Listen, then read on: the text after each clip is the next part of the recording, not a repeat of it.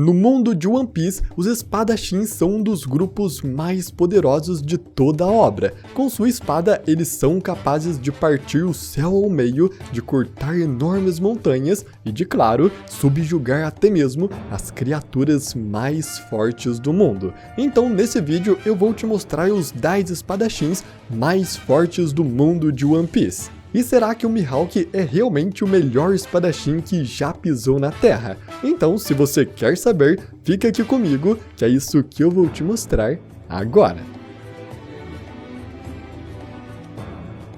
Fala galera, tudo bem com vocês? Eu sou o Gabriel e eu realmente gosto demais dos espadachins em One Piece. Eu até poderia dizer que esta é a forma mais comum de luta da obra, mas que quando usada pela pessoa certa, se torna extremamente letal. Então eu peço para você já cortar esse like com seu dedo, dá um golpe nesse like, assim como o Luffy ataca com a espada, dando um soco. E então com isso, vamos agora para os 10 espadachins mais fortes de One Piece.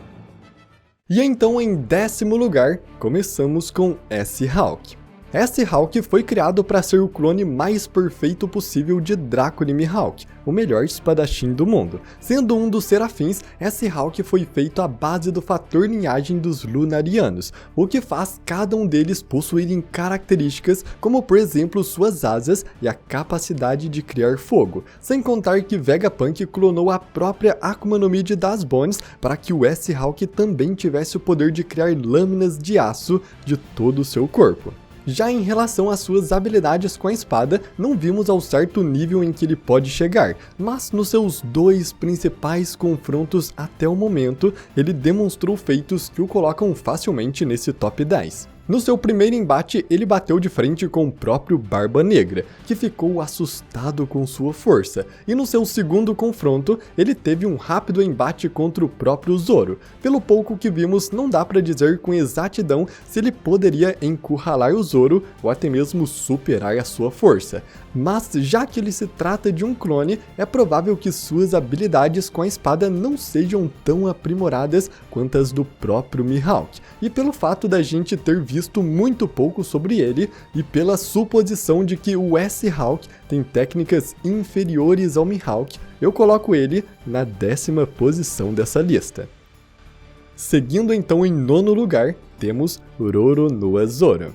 A cada arco que passa, Zoro tem uma nítida evolução para alcançar o topo dentre os espadachins. A gente pode até dizer que a sua evolução é a mais alta de todas, afinal, há 2 anos atrás, o cara ainda estava aprendendo a quebrar o aço. Já hoje, ele é capaz de cortar rochas de mais de 800 metros, e criaturas que quase nunca foram cortadas, fora que atualmente ele tem dominado cada vez mais a capacidade de utilizar não só o Haki do armamento na sua espada, como também está aprimorando suas habilidades no Haki do Rei Avançado. Apesar de ter demonstrado esses feitos notórios, eu ainda coloco o Zoro apenas na 9ª posição, já que, como eu disse, ele ainda está em um processo de evolução. Mas sem dúvidas, no final da história, ele será o maior espadachim do mundo. E agora então em 8º lugar, temos Figarland Garling.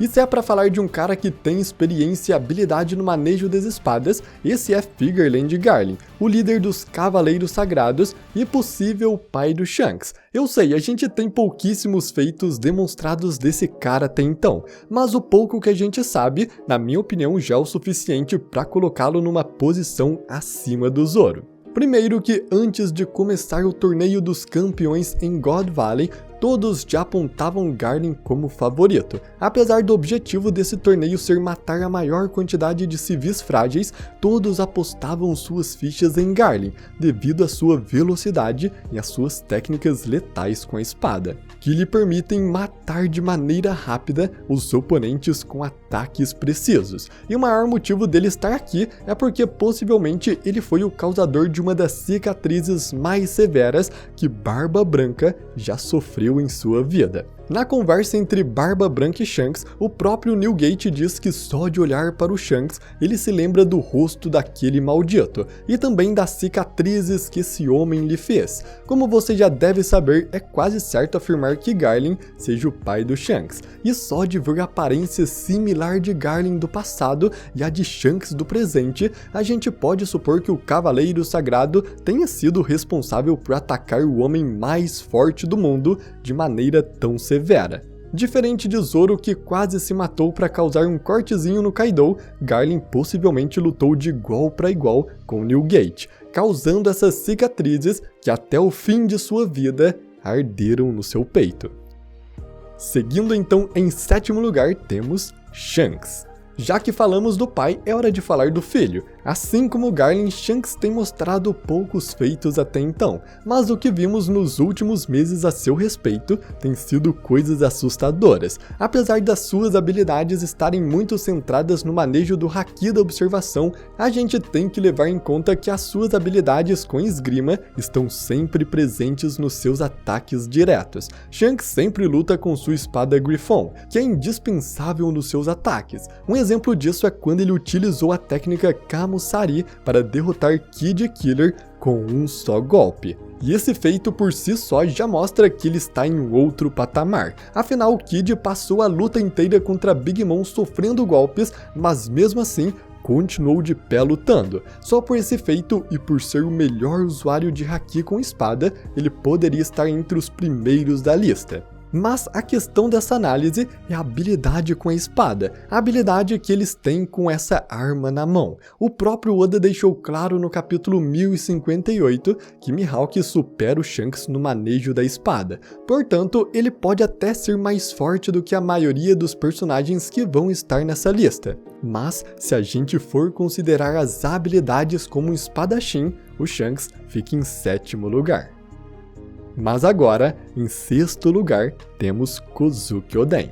Com seu estilo de duas espadas, Oden foi uma das maiores lendas samurais, não só de Wano, mas de todo o mundo de One Piece em geral. Suas habilidades como espadachins eram tamanhas que, diferente do Shanks, a utilização de espadas era o que o tornava tão temido nesse mundo. Oden possui duas espadas de um potencial completamente avassalador. Em uma mão estava a Ame no Habakiri, a espada capaz de cortar os céus, e na outra estava a Ema, a espada capaz de cortar até o fundo do inferno. Apesar de serem títulos que tornam Oden ainda mais amedrontador, ele provou que essas alcunhas vão além de meras palavras. Dentre as inúmeras batalhas que Kaido teve, Oden foi um dos únicos que conseguiu deixar uma enorme cicatriz em seu peito. Então, por ter demonstrado uma força capaz de bater de frente com Kaido, e por ser um espadachim muito técnico no manejo das espadas, ele fica acima do Shanks quando tratamos de quem é o melhor espadachim. Chegando então em quinto lugar, temos Silvers Rayleigh.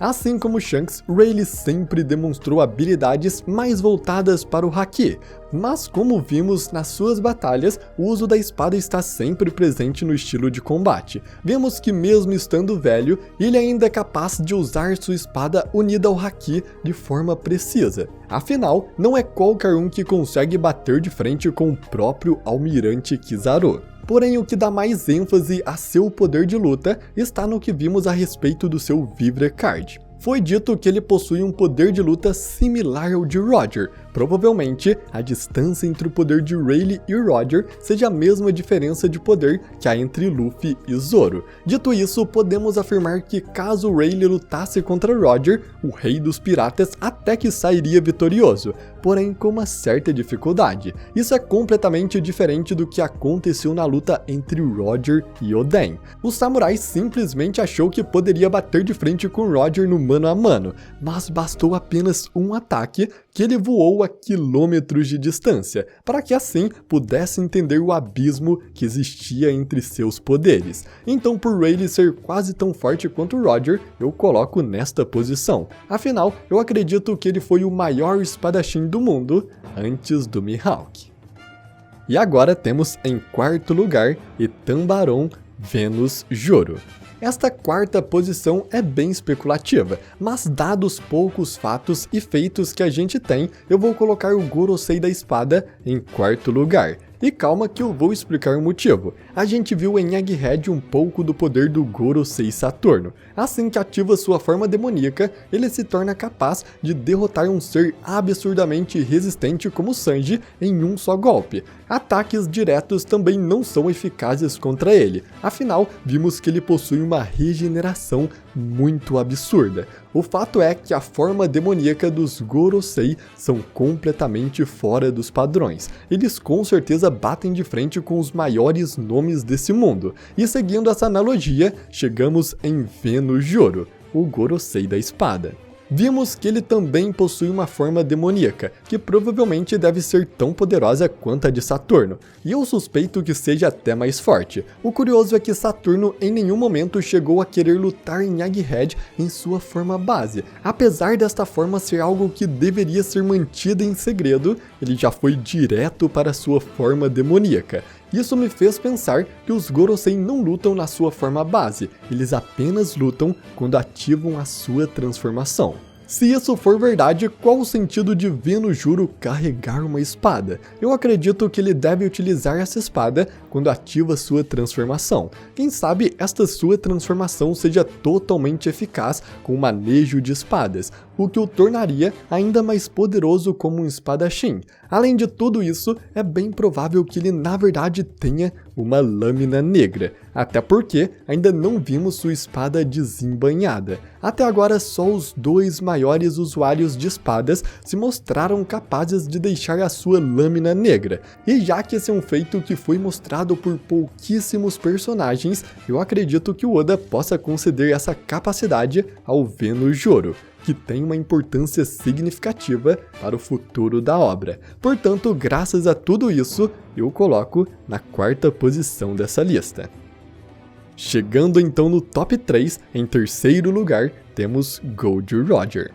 Roger alcançou tudo em sua vida principalmente pela sua incrível força de combate. Apesar dele ser mais reconhecido pelo seu exímio controle de Haki, a gente tem que concordar que a sua espada sempre esteve presente nas suas lutas. A espada de Roger é tão importante em sua vida que ele chegou a nomear seu filho com o nome de sua espada. Roger possui décadas de experiências em combate. Vimos que mesmo há 38 anos atrás, durante o incidente de God Valley, ele já usava a espada como principal artifício de luta. Ao longo de toda a sua jornada, a espada foi utilizada como arma principal em batalhas contra seres como Kaido, Rocks de Shebeck, Barba Branca, Big Mom e muitos outros. Ou seja, experiência de combate como espadachim é o que não falta. E como eu já mencionei anteriormente, o poder ofensivo de Roger se mostra tão enorme que ele conseguiu lançar Oden a quilômetros de distância apenas com seu ataque Kamusari. Esse poder todo vem por meio da incrível forma como ele une a espada ao uso do Haki, seja Haki do armamento, seja Haki do rei ou seja Haki avançado. Ele literalmente se mostrou implacável em todos esses quesitos. Então, já que ele é o maior nome desse mundo na pirataria, nada melhor do que colocar ele no top 3 dentre os mais fortes espadachins. E seguindo então, em segundo lugar, temos Dracula Mihawk. Ele foi um dos poucos homens capazes de bater de frente com o Shanks. Antigamente, ele duelava com o Ruivo apenas por prazer, e por meio de todos esses duelos entre eles, ficou claro uma coisa: Mihawk é melhor do que Shanks no manejo das espadas. Mas ele é sim um melhor espadachim do que o Ruivo. Fora que depois de ver que o Shanks perdeu um braço, ele nunca mais aceitou nenhum duelo. E eu acho que eu nem preciso falar do massacre contra o Zoro. Provavelmente aquela luta foi a maior disparidade em nível de poder entre dois oponentes em toda a obra. Isso só fortalece ainda mais o tamanho do poder que esse homem possui. Só que o mais importante de tudo é que Mihawk tem uma lâmina negra. Apenas Mihawk e outros usuários se mostraram capazes de alcançar esse feito. Nem mesmo Roger, Shanks, Oden e muitos outros usuários experientes de espadas foram capazes de deixar as suas lâminas negras de forma permanente. Ou seja, isso só prova que o Olhos de Gavião está acima de todos esses personagens que mencionei até agora. E então, finalmente, na primeira posição está ele, o deus da espada, Ryuma.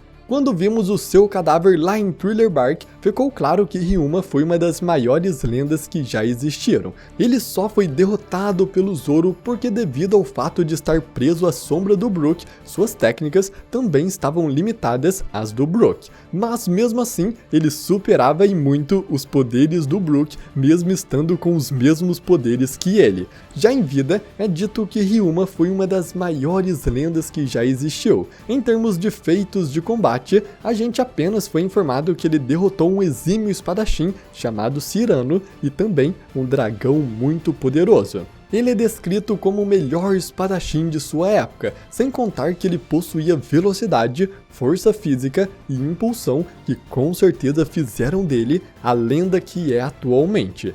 Mas o que me fez colocar ele no topo é pelo fato de que Ryuma, juntamente de Mihawk, foram os únicos capazes de deixar as suas lâminas negras. Como eu já disse, esse é um feito raro que poucos conseguiram, e só por Ryuma ter alcançado isso, a gente pode supor que ele esteja à frente de qualquer um desses que já foi mencionado. Outra coisa que me fez chegar nessa conclusão é que ele alcançou o título de Deus da Espada, um título que nenhum outro samurai de Wano foi capaz de tomar ao longo de toda a história. Ryuma é uma verdadeira lenda.